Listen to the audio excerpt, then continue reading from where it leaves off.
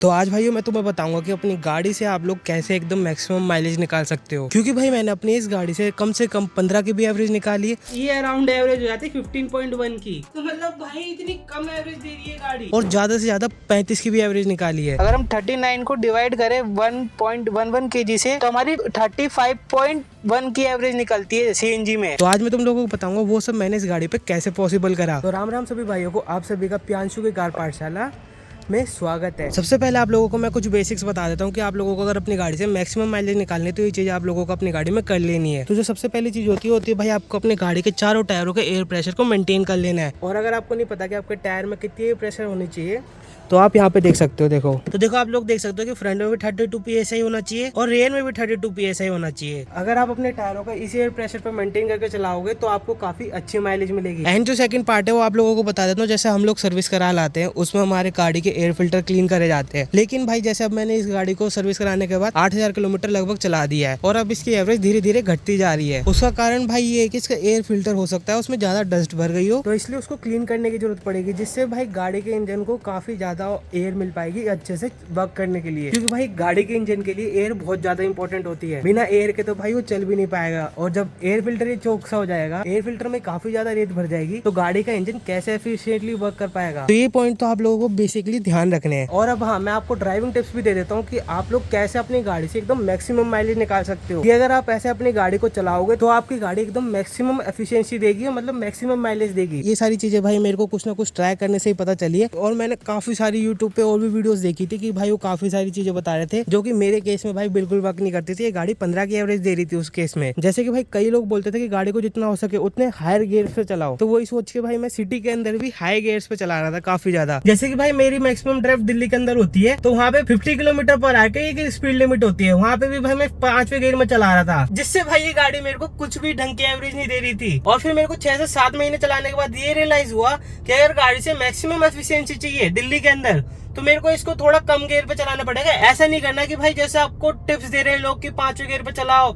Maximum efficiency मिलेगी। ये 5वें गियर वाली टिप भाई दिल्ली के अंदर काम नहीं करती, ये कहीं और ही काम करती है। वो भी मैं आप लोगों को आगे बताऊंगा। लेकिन उससे पहले मैं आप लोगों को बता देता हूँ कि ये 5वें गियर वाली टिप मेरे केस में क्यों वर्क नहीं करी। तो देखो भाई, दिल्ली के अंदर 50 किलोमीटर पर आवर की स्पीड लिमिट होती है, जहाँ पे भाई अगर आप इसको 4थे गियर में भी चलाओगे ना उसमें भी आप लोगों को मैक्सिमम एफिशिएंसी दे देगी। तो ऐसे भाई आपको भी करना है कि आपकी गाड़ी अगर 5वें गियर में आपको ज्यादा एफिशिएंसी दे रही है दिल्ली के अंदर तो आप ये चला सकते हो। लेकिन भाई टाटा पंच मेरे को दिल्ली के अंदर बिल्कुल भी माइलेज नहीं दे रही थी, बहुत ही घटिया माइलेज। भाई सीएनजी के ऊपर 12 से 15 की एवरेज निकाल रही थी गाड़ी। तो भाई काफी ज्यादा चलाने के बाद मेरे को ये रियलाइजेशन हुआ कि अगर मैं अपनी गाड़ी को 4थे गियर पे चलाता हूँ 50 की स्पीड पे, जो दिल्ली के अंदर मैक्सिमम स्पीड लिमिट है, तो वहाँ पे ये 4थे गियर में बहुत ही बढ़िया एफिशिएंसी दे रही है, मतलब 21 से 22 की तो एवरेज दे ही देती है। एंड हाँ, ये सब तो भाई मैंने अपनी गाड़ी के लिए खुद से ढूंढा और खुद से फाइंड आउट करा। आप लोग अपने गाड़ी के लिए सब फाइंड आउट पता कैसे कर सकते हो?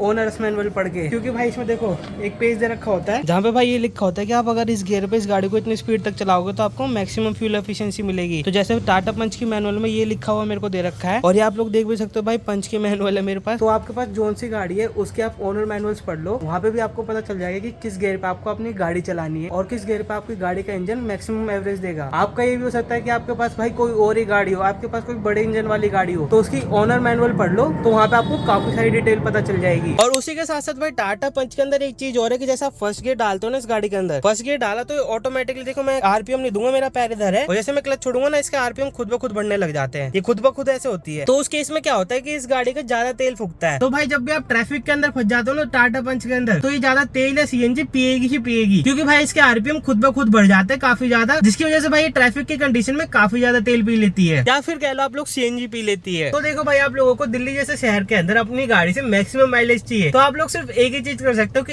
इस गाड़ी को 3rd से 4th गियर में चलाओ। अगर आप अपनी गाड़ी को 1st से 2nd गियर में चलाओगे तो आपको आपकी गाड़ी बिल्कुल भी एवरेज नहीं देगी। और हाँ, जैसे मेरे केस में टाटा पंच के अंदर मैं 5th गियर में चला रहा था गाड़ी को दिल्ली के अंदर 50 किलोमीटर पर आवर की स्पीड पे, तो वहाँ पे भी भाई ये गाड़ी एवरेज नहीं दे रही थी। तो वहाँ पे भाई ये 4th या 3rd गियर में मस्त एवरेज दे रही थी, 5th गियर में नहीं दे रही थी। अब मैं तुम लोगों को बताता हूँ कि हाईवे पे कैसे मैक्सिमम माइलेज निकाल सकते हो आप इस गाड़ी से, और कैसे मैंने भाई अपनी स्टार्टर पंच से 35 तक की एवरेज निकाल रखी है 1 किलो सीएनजी पे। ये भी आप लोगों को मैं बता देता हूँ आज। तो देखो, जैसे आप हाईवे पे चलते हो तो हाईवे मैक्सिमम टाइम खाली ही रहता है, तो वहाँ पे आपको कुछ नहीं करना है, 5th गियर पे अपनी गाड़ी को लगा देना है। जैसे आपने 5th गियर पे गाड़ी को लगा दिया, और अब ये जो रेस पेडल है इस पे सारा खेल है आपका, कि जैसे इसको हटा देता हूँ भाई न्यूज़पेपर को।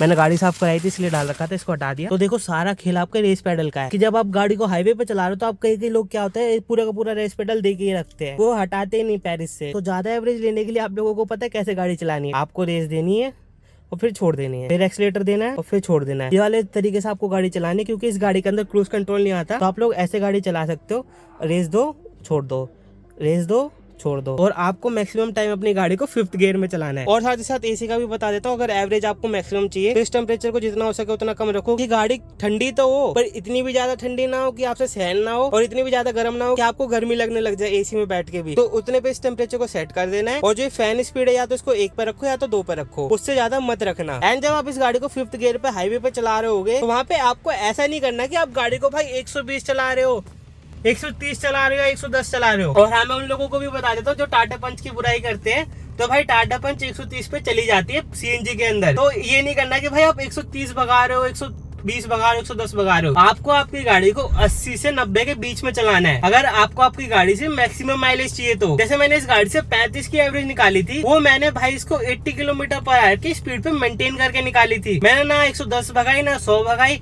ना 60 भगाई, ना 70 भगाई। मैंने 80 पे मेंटेन करके चलाया था इसको 35 किलोमीटर। तो उसी से भाई इसकी इतनी एवरेज निकल पाई थी। एंड ये चीज भी भाई काफी बार पॉसिबल नहीं हो पाती कि आप गाड़ी को 80 किलोमीटर पर आवर की स्पीड पे मेंटेन करो। पर हाँ भाई, आप अगर ऐसा करोगे तो आपको अपनी गाड़ी से मैक्सिमम एवरेज मिलेगी। एंड हाँ, एक चीज आप लोगों को और अवॉइड कर देनी है, वो है कि भाई किसी भी एक पर्टिकुलर गियर पे आपकी गाड़ी को ज्यादा खींचना। जैसे काफी लोग क्या करते हैं कि 2nd गियर पे खींचते हैं, फिर 3rd गियर पे खींचते हैं, फिर 4th गियर पे खींचते हैं, फिर 5th गियर डालते हैं। ऐसा आप लोगों को नहीं करना है। आप लोगों को बड़े प्यार से गाड़ी को चलाना है और 2000 आरपीएम से नीचे रख के गियर चेंज करने हैं। और फिर जैसे आप लोग 5th गियर पे आ जाओ, 2000 आरपीएम पे गियर चेंज करते करते तो आपको 5th गियर पे भी अपना फुट लाइट रखना है। और जो मैंने फुट वाली टेक्निक बताई है इसको यूज करना है, तो आपको काफी बढ़िया एवरेज मिलेगी आपकी गाड़ी से। एंड आप लोगों को एक चीज और बता देता हूँ, अगर आप अपनी गाड़ी को 2500 आरपीएम से ज्यादा पे चलाओगे ना तो आपको उतनी अच्छी एवरेज कभी नहीं मिलेगी। आपको 2500 आरपीएम से नीचे ही अपनी गाड़ी को चलाना है। एंड अगर आप ये चीज फॉलो कर लोगे तो आपकी गाड़ी कम से कम तेल में ज्यादा से ज्यादा चलेगी। बाकी आप लोगों को भाई जानना है कि टाटा पंच का कस्टमर रिव्यू, मतलब मैंने 16,000 से ऊपर चला दी इस गाड़ी को, क्या क्या मैंने इस गाड़ी के पॉजिटिव और नेगेटिव नोटिस करे